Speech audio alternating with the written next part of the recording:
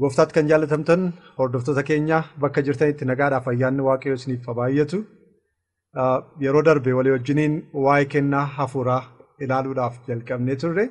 Kennaan hafuuraa akkuma maqaa isaatii kennaa hafuuraati. Hafuura qulqulluutu akka jaallatetti kennaa hafuuraa kana namootaaf hira jenneerra. Achumas immoo waa'ee kennaa hafuuraa kana gaaffii adda addaa kaafnee wajjiniin ilaalleerra. Dhumarrattis kennaa koo akkamittan beekaa kan jedhu ilaallee sadarkaa keessa darbuun nurra jiru xumurreetu kennaa hafuuraa kanaa waliin caalan jenneerra. Adda addummaaf hin kennaman jenneerra. Namoota gidduutti garaagaran baasanii faayidaa nama hundumaaf haa ta'uuf kenname. Nama hundumaaf immoo kennaan hafuuraa ta'u jira jenneerra.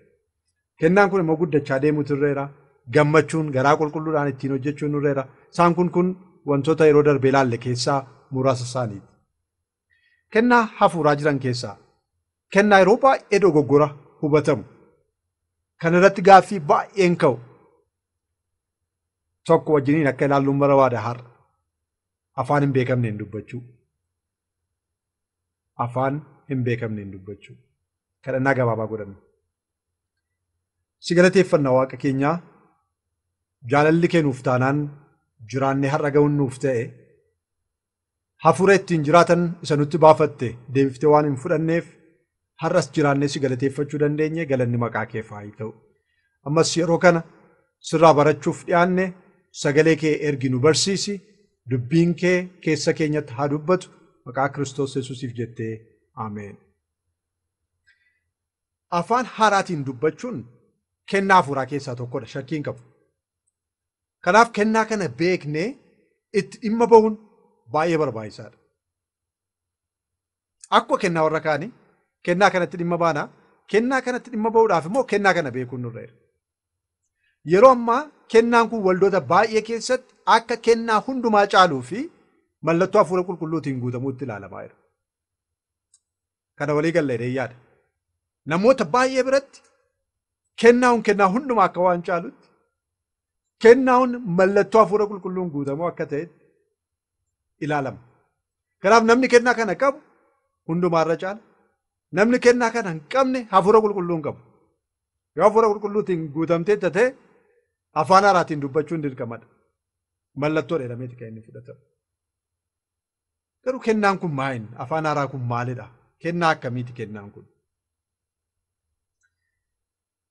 Kennaa kana ilaalchisee wanti ifa hin taane baay'eetu jira. Kanaaf gaaffii baay'eetu kennaa kana ilaalchisee gaafatama. Gaaffii baay'eetu gaafatama. Anis kanaafidha kana irratti xiyyeeffachuu kanan barbaadeef. Kitaaba qulqulluu keenya yeroo qorannu kennaa kana ilaalchisee ifa wanti hin taane baay'eetu jira. Sababii wanti ifa hin taane jiruuf immoo namoonni baay'een wanta isaanitti dhufe hundumaa kennaa hafuura qulqulluu jedhanii fudhatanii wajjiniin tarkaanfachuun immoo jira. Kanaaf kana sirreessuun barbaachisaadha kan inni ta'u itti dhiyaannee gaaffilee kana kaafnee ilaaluun nurra jira. Gaaffii akkamitti gaafatama? Afaanni kun afaan akkamiiti jedhamee hin gaafatama? Kan waaqarraati moo kan lafarraati jedhamee hin gaafatama? Hiikkaa qaba moo hiikkaa hin qabu jedhamee gaafatama?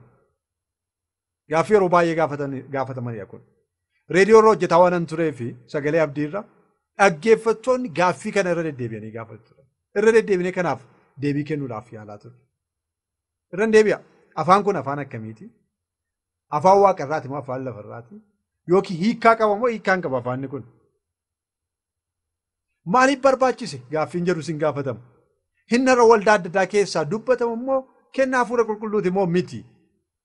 Jedhanii kan gaafatanis jiru. Nuyi waa'ee waldoota warra kaanii kaafnee dubbachuun yoo barbaachisaa miti ta'eyyuu akka jedhanii namoonni gaafatan jiru. Mee ammaaf afaan kun kan akkamiiti? Hiikkaa qabaa kan jedhu wajjiniin ilaalla. Afaan hin beekamne jedhamee inni dubbatame kun afaan akkamiiti? Kakuu moofaa keessatti waa'ee kennaa afaanii kanaa baay'een arginu. Kakuu moofaa keessatti. Bal'inaan kan mul'atu kakuu haaraa keessatti ta'uunsaa beekamaadha. Kakuu haaraa keessaa iyyuu immoo wangeela keessatti hin abdachiifame yeroo jalqabaaf garuu hojiirra ooluusaa kan nuyi argine hojii ergamootaa boqonnaa 2 keessattidha. Hojii ergamootaa boqonnaa 2. Yeroo jalqabaatiif kennaan afaanii kun hojiirra ooluusaa abdiin waa'ee kennaa hafuuraatiif kenname raawwachuu isaa hojii irra ooluu isaa kan nuyi arginu hojii ergamoota boqonnaa 2 keessatti. Kanaaf itti siqnee kutaa kana ilaaluun baay'ee barbaachisaadha kan inni ta'u. Boqonnaa sana keessatti ilaaluun akkuma danda'amu guyyaa 50ffaa yookaan Pheenxeqoostee jedhamee guyyaa waamamu ture. Yeroon sun yeroo itti waadaan Yesuus bartootaaf gale raawwatamee fi bartoonni hafuura qulqulluu guyyaa isaaniitti argatan ture guyyaan sun. Waadaan Yesuus gale guyyaan itti bartootaaf raawwatan. Hojii ergamootaa boqonnaa 2 lakkoofsa 4 irraa yeroo ilaallu maaltu akka ta'e nutti hima. Hojii ergamootaa boqonnaa 2 lakkoofsa 4. Yommus hundumti isaanii hafuura qulqulluudhaan guutaman akka hafuurri dubbachuu isaa isaaniif kennetti afaan garaagaraa dubbachuu jalqabanii jedha. Akka maalitti? Akka hafuurri dubbachuu isaa isaaniif kennetti afaan garaagaraa dubbachuu jalqaban. Wanta guyyaa Pheenxeqoosteetti ta'e keessaa tokko kana. Hafuura qulqulluudhaan guutamanii hafuurri qulqulluu akka inni dubbachuu isaa isaaniif kennetti immoo afaan adda addaa dubbachuu jalqaban.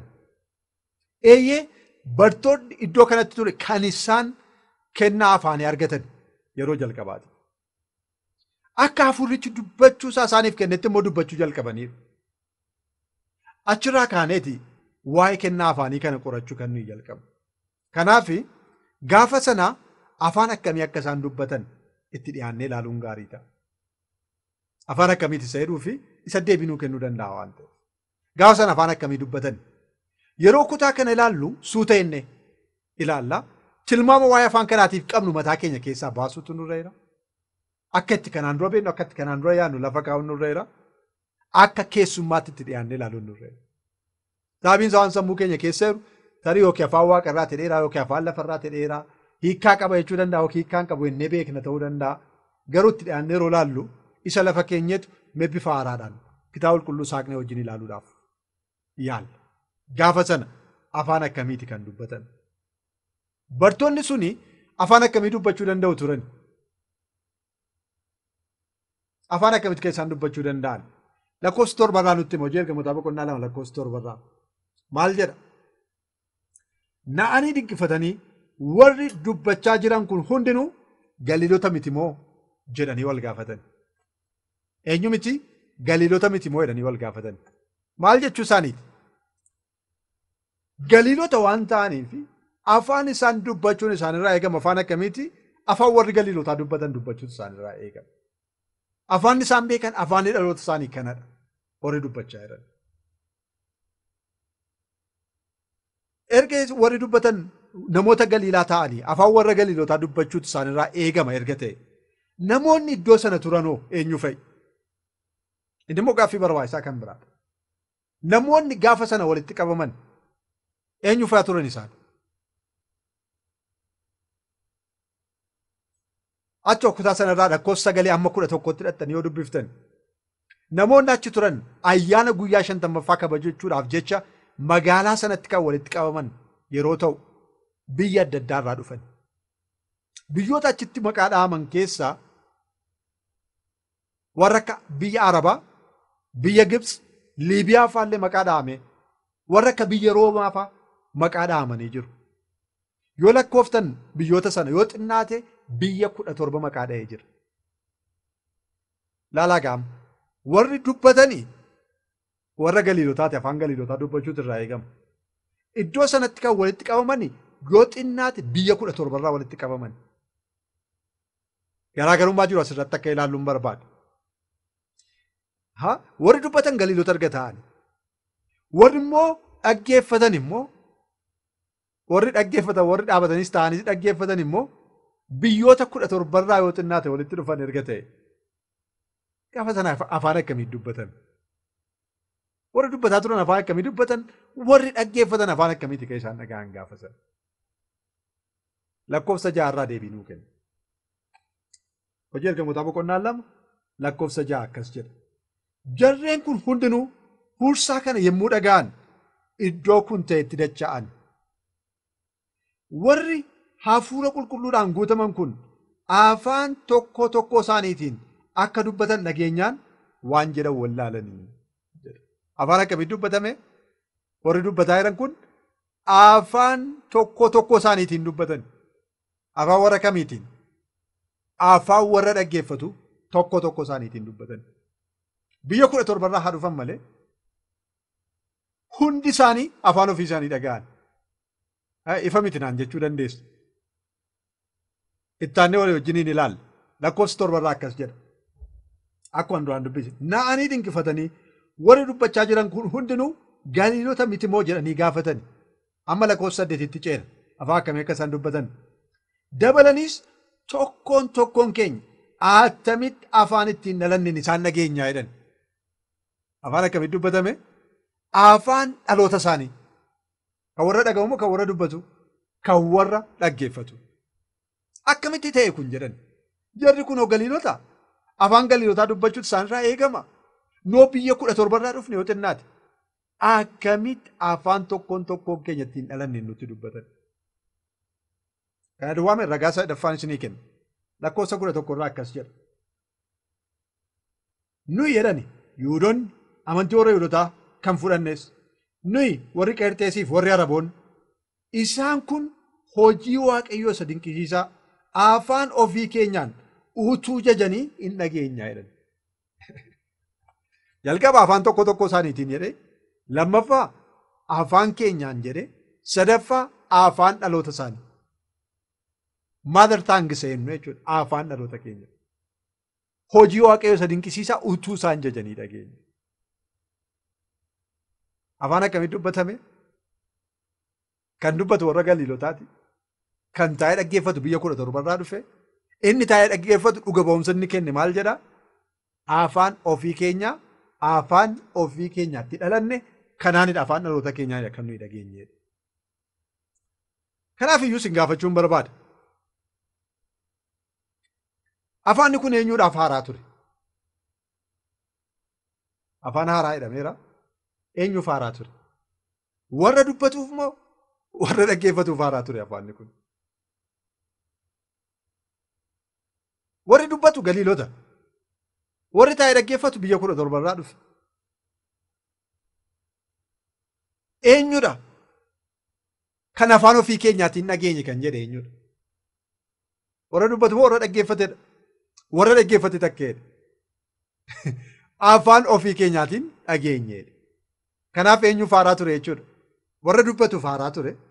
Warra dhaggeeffatuuf garuu afaan akkamii ture? Afaan ofii isaaniitti ka'e. Dhugumayyuu kennaa hafuuraa ta'e malee kun hin danda'amu. Kennaa hafuuraa ta'e malee kun gonkumaa hin danda'amu. Biyya 17 haa dhufu malee afaan dhaloota isaatiitiin hojii Waaqayyoo isa dinqisiisaa gurra isaatiin dhagee gara biyya isaatiitti deebi'e. Garaagarummaaf daangaan afaanii kun cabee afaan dhaloota isaatiin wangeela dhageeti kan inni deebi'e. Yesus du'aa ka'uu isaa dhageeti kan inni deebi'e. Eenyuuf haaraa ture? Isa dubbatuuf haaraa, isa dhaggeeffatuuf garuu afaan akkamii ture? Afaan ofii isaati. Lakkoofsa 6, lakkoofsa 8, lakkoofsa 11 irra deebi'eetii dubbifadhu. Maaliif kenname? Isa hedduutti immoo dabarraa jechuudha. Afaan akkamii ture isa heduu deebifneera. Maaliif immoo kenname kennaan kun? Of agarsiisuudhaaf kenname? Abaluun caalaadhaaf kenname? Maaliifidha kan inni kenname? Achuma keessaatti kan nuyi argannu. Tokko bartoonni hundumtuu akkuma jedhame Galiilotadha. Afaan warra Galiilotaa haasa'u. Namoonni achi jiran immoo kan afaan adda addaa dubbatanidha biyya 17 irraa dhufan. Kana malees bartoonni kan ergaman eessattidha? Gara biyya lafaa hundumaatti ergaman. Amma handaara lafaatti. Egaa afaan tokko duwwaan yoo dubbatame iddoo kanatti akkamitti sabni biyya 17 irraa dhufe wangeela dhaga'uu danda'a? Tokko. Afaan tokko kana dubbachaa akkamitti wangeela biyya lafaatiin waliin ga'uu danda'u? Kanaaf maal isaan barbaachise? Kennaan afaanii isaan barbaachise. Afaan kanaan dura hin beekne dubbachuusaa hafuurri qulqulluu kanaaf isaanii kenna. Kanaaf maaliif barbaachise kan jedhu deebiinsaa kanadha jechuudha. Amma gaaffii kan biraatti dabarra. Erga inni kun ifa ta'e akka hojii ergamootaa boqonnaa 2 irra jirutti afaan haaraa inni jedhame warra dubbatuuf haaraa ture, warra dhaggeeffatuuf afaan dhaloota isaanii ture erga ta'e. Phaawulos immoo maalidha kan inni jedhe?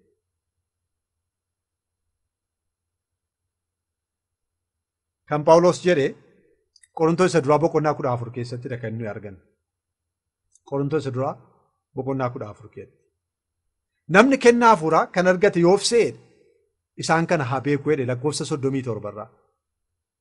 Namni tokko kennaa hafuuraa kan argate yoo of se'e isaan kana haa beeku jedhe. Isaan kana beekuun fedhu yoo ta'e garuu inni ofii isaatii iyyuu hin beekamu jedhe. Eenyuun biratti? Waaqayyoon biratti. Kennaa argachuu miti, kennaa hafuura qulqulluu argachuu mitiiti. Hafuura qulqulluu biratti namni sun ofii isaatii iyyuu hin beekamu jedhe. Kanaaf maal beekuu qaba jedhe? Isaan kana haa beeku. Maaliif barreessaa jira kutaa kana Phaawulos jennee jalqabu haa kaafne yoo ilaalle? Sirreeffamaaf barreessaa jira. Waan karaarraa maqe, waan karaarraa dabee jira, waan jallatee jira waan ta'eef isaan kana qajeelchuu fedha. Kan inni barreessaa jira. Kanaaf kana beekuutu isinirraa eegamaa jedhe. Maal fa'i kan inni jedhe? Gaaffii tokko tokko gaafannee ilaalla. Lakkoofsa lamarraa dhannee yoo ilaalle Qorontoos boqonnaa 14 wanta ifa hin taane yookiis waan hubachuu hin dandeenye tokko achirratti argina. Kanaafidha yeroo baay'ee waa'een kennaa afaanii kun dogoggoraan kan inni hubatamu. Mee lakkoofsa tokko irraa akka jedhe.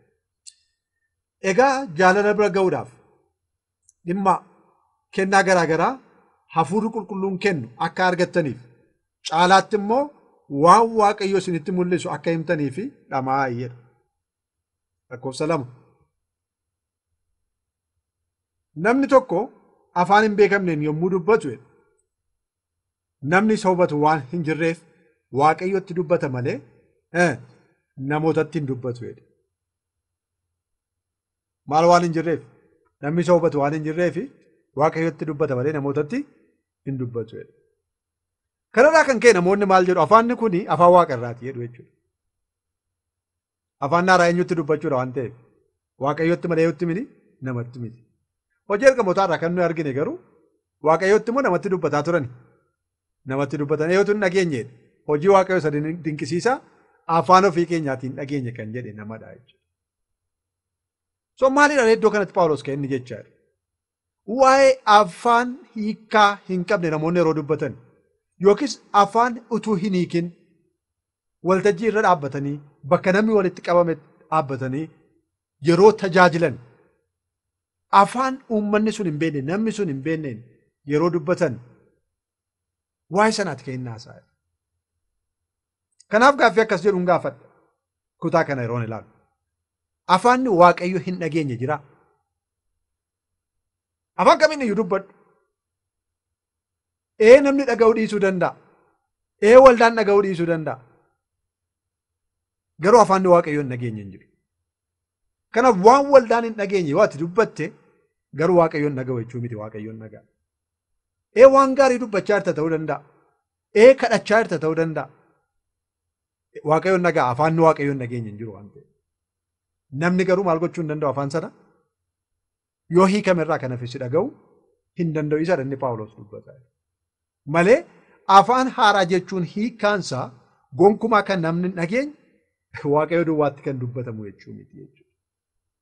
Yoo akka inni isa hojii ergamootaa boqonnaa 2 irra jiru wajjiniin wal faallessa waan ta'eef. Namni tokko afaan hin beekamneen yeroo dubbatu namni isa hubatu waan hin jirreefidha kan inni.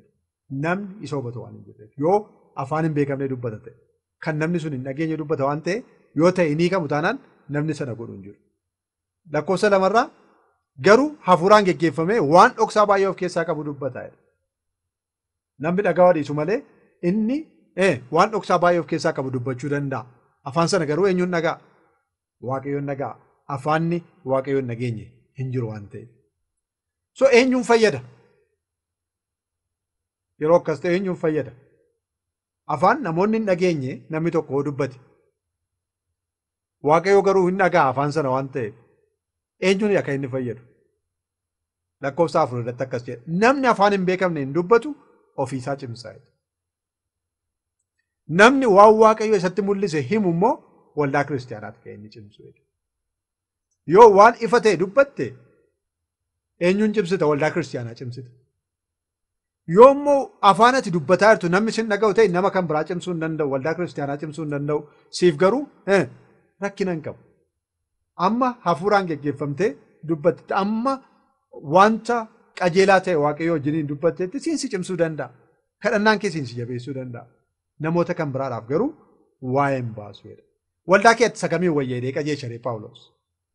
Isa ofii kee cimsu moo isa waldaa kiristaanaa cimsuudhaan inni jajjabeessu yookiis inni qajeelchaa rukutaa kana keessatti. Lakkoofsa 6 akkas jedha. Waan afaan hin beekamneen dubbatame sana akka waldaan kiristaanaa ittiin cimina argatuuf namni tokko yoo hiike malee inni waan waaqayyo isatti mul'ise himu isa afaan hin beekamneen dubbatu caalaa waa'ee baasaa jedha. Kanaaf waldaa kiristaanaa keessatti caalaatti kan waa'ee baasu isa kamidha jedha. Isa hiikamee namootatti himamu malee afaan namoonni hin beekne isaa haasa'ame yookiin isa dubbatame sanaan namoota cimsuun hin danda'amu.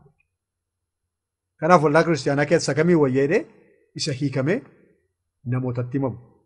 Isa hiikamee barsiifamutu isa wayyaa jedhe. Afaan hin beekamne qofa dubbachuu waa'ee hin baasaa? Afaan hin beekamne duwwaadhaan yoo dubbatame waa'ee hin baasaa? Namni tokko afaan namni kamiyyuu dhaga'uu hin dandeenye waldaa keessatti dhaabatee yoo dubbatee ka'ee deeme waldaa sanaaf waa'ee baasuu danda'a. Lakkoofsa 6 akkas jedha.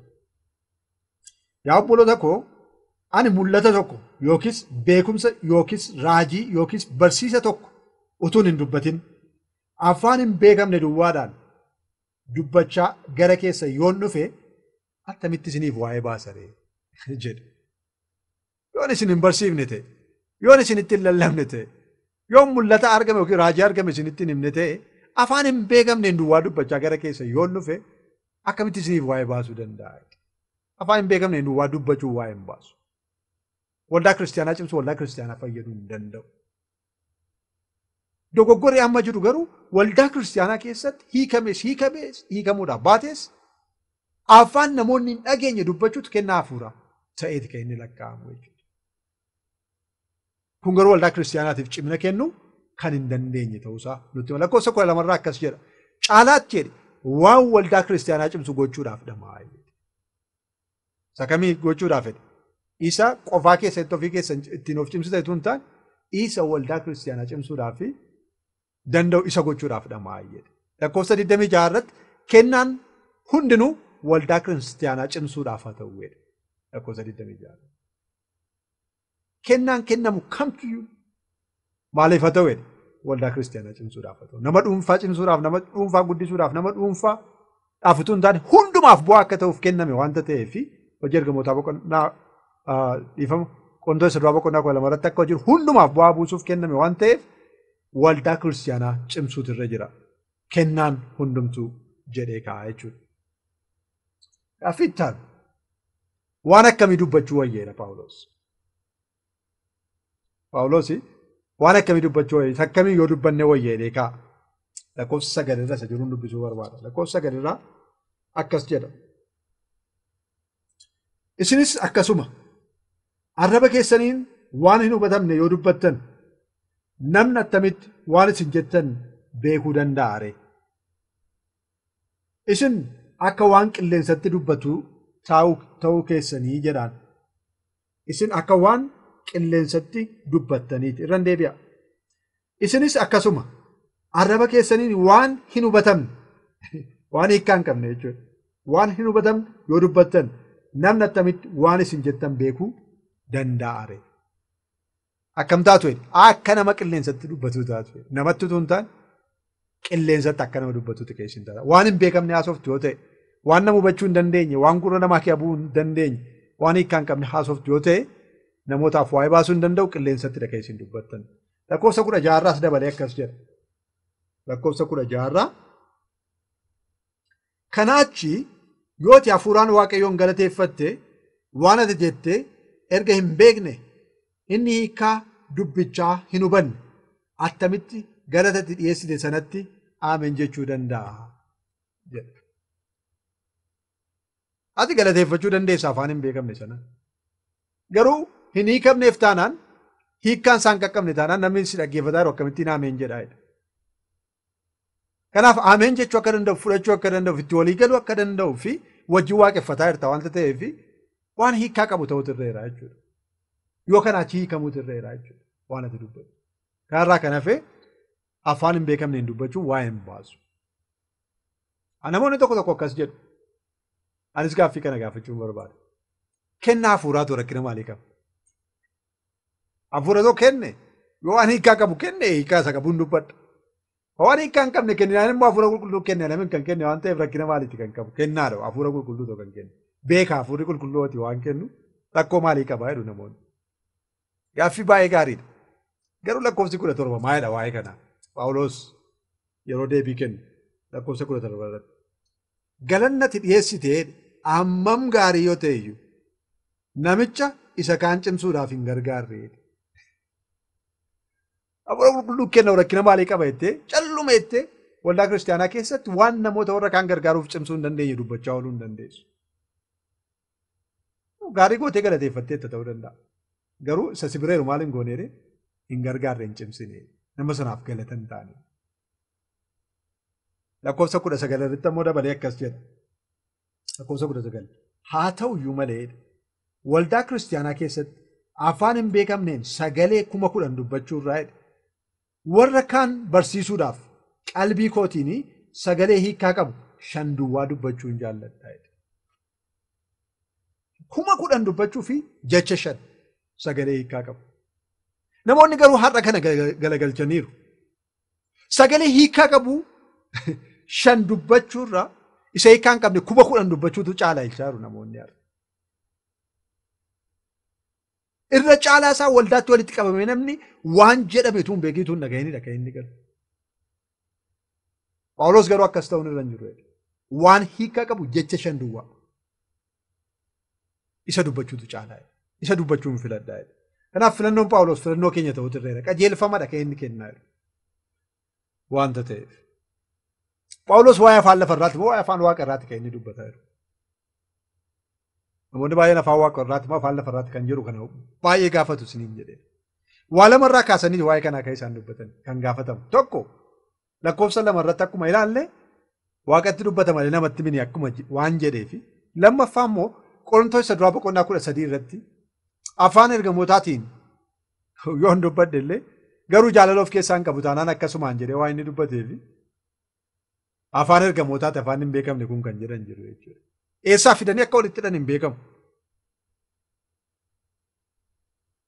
Garuu gaaffii kana gaafanne afaan ergamootaa waa'ee afaan lafarraatti kan inni dubbataa jiru Phaawulos. Lakkoofsi 10 akkas jedha. Kilunuu kenna lakkoofsa 10 irra kan jiru. Waa'ee afaanii kana yeroo dubbatu biyya lafaa keessa jedhe afaan garaagaraa baay'een akka jiran beekamaadha. Eessa biyya lafaa keessa afaan garaagaraa baay'een akka jiran beekamaadha. Garuu isaan keessaa sagaleen hiikaa hin qabne hin jiru. Afaan garaagaraa baay'ee jira. Garuu kan hiikaa hin qabne hin jiru. So waa'ee maalii haasaa jira Phaawulos? Waa'ee afaan waaqaraa waa'ee afaan lafarraatti kan inni haasaa jiru. Yoo jenne waa'ee afaan lafarraa akka inni haasaa jiru nutti hima jechuudha. Biyya lafaa kana keessa afaanni baay'een akka jiru, afaanni jiru kun immoo hiikaa akka inni qabu. Gama kan biraatiin waa'ee afaan ergamootaa yeroon yaadu maaltu natti dhagahama? Yeroon kitaaba qulqulluu qoradhu gama kanaanii ergamoonni yeroo gara biyya lafaa dhufan yeroo gara namaatti ergaman afaan maalii dubbataa turan jedhee yaada. Isaanumti mataan isaaniillee afaan namootaa dubbatan yeroo gara namaa dhufan malee afaan kan biraa kan isaan dubbatan. Yeroo Maariyaamitti dubbatan afaan Maariyaam dhageessuun itti dubbatan.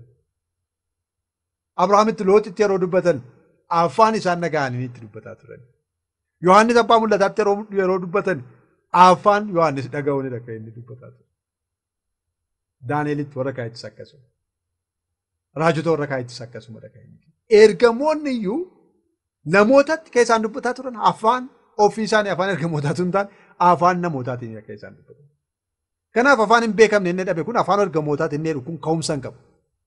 Akkuma isiniin jedhe Qorontoos Boqonnaa 13 yoo ta'e irraa kanaaf lakkoofsa 1 irra isa jiru. Inni immoo utuun kana gochuu danda'e iyyuudha kan inni jechaadha. Afaan lafarraatiin mitiiti.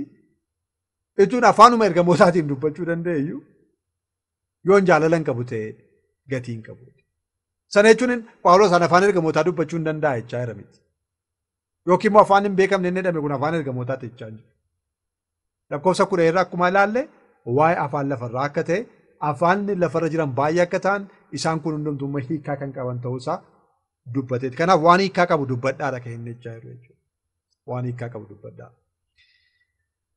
Gaaffii kan biraa kaafne ilaalla. Waldaa keessatti namoonni afaan walii hubachuu yoo dadhaban maal ta'u? Waldaatti walitti qabamaniiru. Wal barsiisuuf walirraa baruudhaaf hojii waaqeffachuudhaaf walitti qabamaniiru. Yoo tarii afaan walii hubachuu dhaban maaltu ta'a? Maal uumamu? Walii isaaniitiif maal ta'u? Lakkoofsa 11 irraa akkas jedha. Lakkoofsa 11 irraa. Sagaleen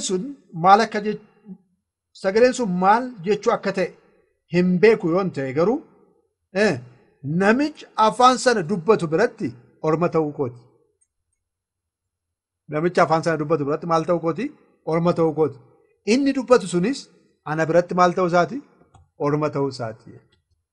Waan jechaa jiru hin beeku taanaan waldaa kiristaanaa keessa ta'e waan jechaa jiru naan galu taanaan waan jechaa jiru isaaf hin galu taanaan inni sanaaf orma anis isaaf maalidha jedhee orma ta'uu kooti jedhe. Orma. Waldaa kiristaanaatti orma ta'uufiidhaa kan nuyi walitti qabamnu. Sagalee walii akka hin dhageenyeefi kan nuyi walitti qabamnu kanaaf miti. Walirraa barachuuf, wajjin waaqeffachuuf, wajjin galateeffachuuf, wajjin ameen jennee gooftaa keenyaaf sagannee ba'uufidha kan nuyi jedhamu. Garuu sagalee hin beekamne yoo walitti haasofne orma walitti taanarraa kan hafe maatii tokko ta'uu hin dandeenye. Kanas Phaawulosidha kan akka qajeeluuf kan inni dubbate jechuudha. Gama kan biraatiin yoo tarii afaan hin beekamneen dubbachuun kenname hoo maaltu ta'uu qaba? Lakkoofsa 13 irratti maal jedhaa? Namni afaan hin beekamneen dubbatu hiikuu akka danda'utti akka kadhatu jedhe. Afaan hin beekamneen naa kenname hoo maal na dhibe naan jedhee calluma dubbachuutu hin taane assaayimentiin kennameeraaf hojiin manaa kennameeraaf. Maal kan jedhu? Afaan hin beekamneen dubbachuun kennameeraaf taanaan hiikuu akka danda'uuf akka kadhatu jedhe. Afaan sun akka inni hiikamuu danda'u. Namni afaan ofii hubachuu hin dandeenye yoo kadhate maal ta'a? Ofuma isaatiiyyuu. Isa kaan mitiiti. Ofuma isaatii afaan hubachuu hin dandeenye yoo kadhate maal ta'a namni? Phaawulos waa'ee sanaa waan jedhe qabaa laata? Lakkoofsa 14 irratti akkas jedha. Lakkoofsa 14. Ofuma isaatiiyyuu. Ani afaan hin beekamneen yoon kadhadhee hafuurri koo hin kadhata qalbiin koo garuu isa duukaan kadhatu jedhe. Afaan hin beekamne afaan ofii kootiin hin beekne nan kadhadha yoo ta'e maaltu kadhata jedhe hafuurri koo hin kadhata garuu qalbiin koo eessa hin jiru jedhe isa duukaan jiru jedhe. Kanaafuu maal ta'uu qaba? Isa kamii wayya jedhe lakkoofsa 15tti fufnee dubbifne. Egaa maal wayya jedhe ofuma isaati. Ani hafuuraan nan kadhadha qalbii kootiinis immoo nan kadhadha. Hafuuraan nan faarfadha qalbii kootiinis immoo nan faarfadha. Maal jechaa jira? Waan an kadhadhu beekuun narra jira. Waan an faarfadhus beekuutu narra jira. Malee kennaa hafuuraa ta'edheema waan hubachuu hin dandeenye waan ofii kootiiyyuu hin beekne calluma jedhee haasa'uun narra hin jiraatu. Hafuurri koof qalbiin koo wal duukaa kadhachuu, wal duukaa faarfachuu, wal duukaa galateeffachuu qabu. Kanadha kennaa afaanii irratti namoonni baay'een hubachuu kan dadhaban kanadha. Qalbiin keenya duukaan jiru yookiin immoo sammuun keenya hin beeku. Maal akka jedhamaa jiru, maal akka godhamaa jiru hin beeku yoo ta'e akkasumaan akka inni ta'u. Kanaaf qalbii keenyaan hafuuraan wal duukaa ta'utu irra jira jechuudha. Kennaa hafuuraa ta'u rakkoo maalii qaba jennee waan dabarru miti jechuudha. Gama kan biraatiin waa'ee milikitaa haasa'a. Mallattoo hafuura qulqulluutiin guutamuu jedhanii fudhatu namoonni baay'een jenne. Haa ta'u isumayyuu haa ta'u milikkitayyuu haa ta'u Phaawulos yeroo kaa'e akkamittiin akka inni kaa'e. Milikkita jedhee kaa'e. Garuu eenyuuf milikkita jedhee kaa'e? Warra amaneef moo warra amananiif milikkita jedheeti kan inni kaa'e. Lakkoofsa 22 irraa. Lakkoofsa 22. Egaa afaan hin beekamneen dubbachuun jedhe. Milikkita warra hin amananiif kennamedha malee warra amananiif kan kenname miti jedhe. Deebiin dubbisa. Egaa afaan hin beekamneen dubbachuun milikkita warra hin amanneef kennamedha malee warra amananiif kan kenname miti jedhe. Maal jechuu isaati? Hojii ergamootaa boqonnaa 2 irratti akkuma ilaalle. Namoonni walitti qabaman sun amananii min kan isaan walitti qabaman ursaa dhaga'anii walitti qabaman. Yeroo isaan afaan dhaloota isaaniitiin dubbatan garuu dhageenya ammaa jedhan hojii waaqayyoo isa dinqisiisaa afaan keenyaan nutti himanii. Sababii sanarraa kan ka'e guyyaa sana nama meeqatu cuubameedha? Nama 3,000 fi isaa oltu cuubame. Maal isaanii ta'e? Milikkita isaanii ta'e. Dhugumayyuu kun maal yoo ta'e malee jedhan kennaa waaqayyoo yoo ta'e malee jarri Galiilootaa kun akkamitti afaan keenyaan maal ta'uu danda'an? Nutti dubbachuu danda'an. Har'a namoonni baay'een keenya ittiin of himna, ittiin of janya. Mallattoo hafuura qulqulluutiin guutamuu ta'e yookiis immoo milikkita jenne.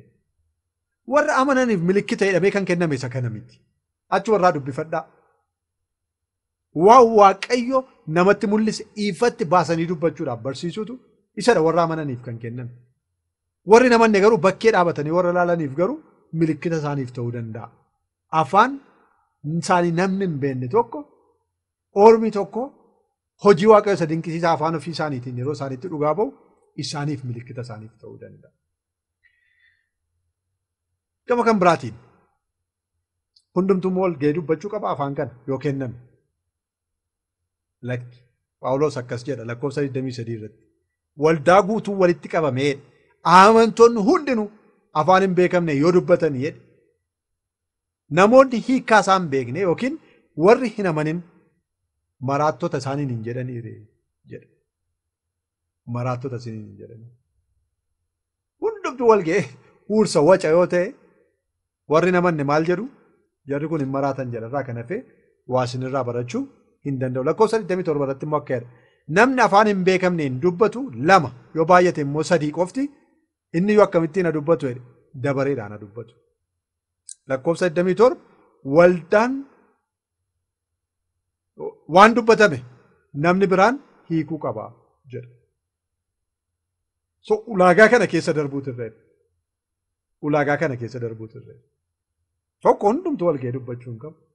2 dabareedhaan dubbatamuutu irreedha. Meeqa? 2 yoo baay'ate immoo meeqa? 3.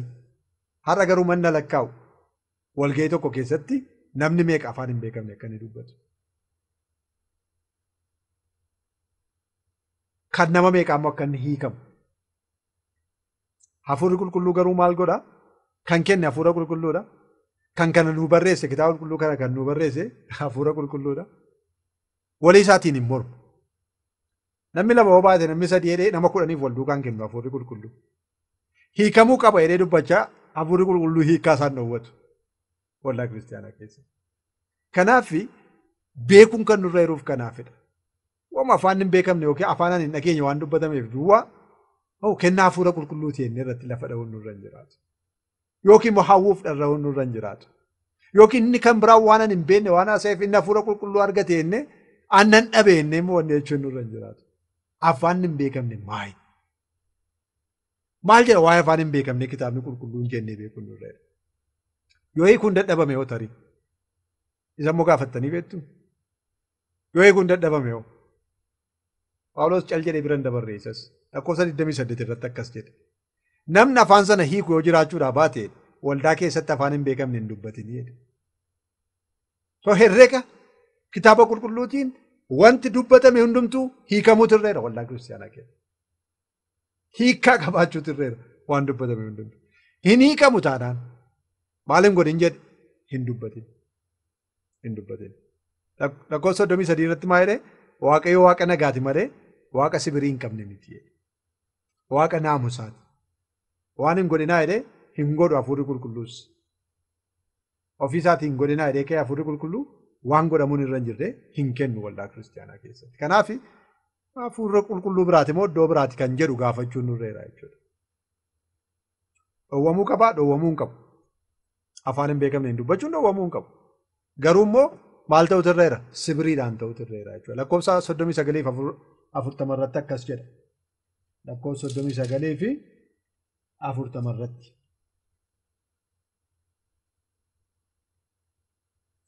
Egaa yaa obboloota koo waan waaqayyo isinitti mul'ise himuudhaaf dhamaa afaan hin beekamne dubbachuus maal hin godhinaa? Hin dhowwinaa. Wanti hundinuu garuu maal haa ta'u akka tolutti sibiriidhaanis hojjetamuutu irreera. Waldaan kan isheen dhowwitu yeroo inni naamusa dhabu, yeroo inni sibirii dhabu qajeeshiti. Naamusaan sirnaan ta'utu irreera irraa kan hafe waldaan dhowwuu hin qabdu. Dhowwamuu hin qabu garuu naamusaan ta'u ture. Naamusaan jechuun immoo maa'in wantoota nuyi sila ilaalle hunduma isaa kan guutu ta'utu irra jira jechuudha.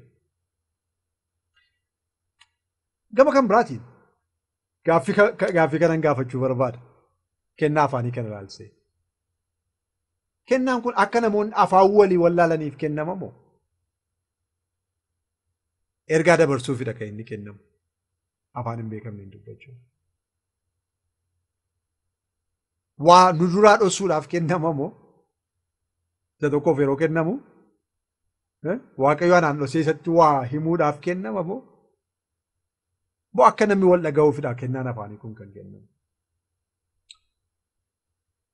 Akka namoonni afaan walii wallaalaniif utuu hin taane akka misraachoo fayyinaa walirraa dhaga'aniifidha kan inni kennamu. Misraachoo fayyinaa. Kanadha kennaan kun inni guddaansa. Faallaasa cubbuun afaan gargar baaseeti. Amman qoradhee ilaaletti. Cubbuun maal godhe yeroo masaraa Baabeliin ijaaranii maal godhe cubbuun afaan namootaa gargar baase. Akka namni waliin nageenya godhe. Kottaa gadi buuneet afaan isaanii waliin maknaa jedhamti yeroo sanaa kaasee afaan namaa waliin makan. Inni tokko isa kaaniin dhaga'uu dadhabe. Hafuurri qulqulluus dhufee kanuma hojjeta. Afaan namaa gargar baasaa dhufee hafuurri qulqulluunis. Kennaan hafuura qulqulluus afaan namaa gargar baasuudha miti. Faallaa sanaati. Cubbuun afaan namaa gargar baasee hafuurri qulqulluu immoo daangaa kana cabseetu afaan namootaa tokko godha. Hojii ergamootaa boqonnaa 2 irratti kanadha kan nuyi arginu. Namoota wal dhaga'uu hin dandeenye biyya 17 irraa walitti dhufan daangaa afaanii cabsee warra Galiilotaa irraa wangeela akka isaan dhaga'an godhe. Faallaa isa cubbuun gargar baaseeti. Cubbuun akka namni waliin nageenya godhe hafuurri immoo kennaa ittiin daangaa afaanii kana cabsanii darban namaa kennaa. Kennaa afaanii akka itti hubannee beekna. Afaan dubbachuun iccitaan manaa akka inni qabu ilaallee beekna. Kun yeroo keenya wajjiniin waan xinnoodha kan nuyi kaafnee ilaalla. Kana caalaa bal'ifnee itti dhiyaannee qorachuutu nurra jira. Dogoggora qabannee kun kennaa hafuuraati jechuun waan nurra hin jirreef. Egaa kana hundumaa erga qajeeshee booda Phaawulos maal jedhe lakkoofsa 37:40 irra jiru irra deebi'ee dubbiseen xumura. Lakkoofsa 37 fi lakkoofsa 38 irra jiru dhiifamu. Namni tokko jedhe 37 irratti nama waa'uu Waaqayyo isatti mul'ise himu yookiis nama kennaa hafuuraa argate yoo ofse na dhaggeeffadhaa kana. Ofse uf ta'uun garaagaradha. Kennaa hafuuraa argachuudhaa fi kennaa hafuuraa kan argatan ofse'uun garaagaradha. Nama baay'eetu ofse'a. Kennaa hafuuraan argate waan argate kan ofse'u nama baay'eedha. Kana akeekkachiisuuf maal jedhe namni tokko nama waa'uu Waaqayyo isatti mul'ise himu yookiis nama kennaa hafuuraa argate yoo ofse'ee wanti ani isiniif caafuu kun abboommii isa gooftichaa ta'uusaa haa beeku. Kana yoo ta'e kan kootu hin taane kun abboommii kan gooftichaa ta'uusaa haa beeku. Namni yoo kana beekee fudhachuudhaaf baate garuu innis ofii isaatiiyyuu hin beekamu jedhe. Lakkoofsa 38. Kana beekee fudhachuudhaaf fedhiin qabu yoo ta'e inni iyyuu ofii isaatii hin beekamu. Eenyuun biratti? Hafuura qulqulluu biratti, Waaqayyoon biratti. Kanaaf kennaa hafuuraa kan arganne of seene Waaqayyo biratti garuu utuu hin beekamin akka nafneef Waaqayyo nu haa gargaaru. Kennaa hafuura qulqulluu kan arganne of seene hafuura qulqulluu biratti iyyuu utuu hin beekamin akka nafne Waaqayyo nu haa gargaaru. Kennaan kun kennaa hafuuraati. Rogaan itti fayyadamuun nurra jira. Sirri itti beekuun nurra jira. Dogoggoruu goonfamuun nurra hin jiraatu. Waan hin beekne namni waan dubbateef qofa kennaa hafuura qulqulluu qabattiin jenne chaappaa rukunnee fi dabarsuun nurra hin jiraatu. Itti dhiyaannee qorachuun barbaachisaadha. Kan akka goonuuf Waaqayyo nu haa gargaaru. Waaqayyo isin haa eebbisu.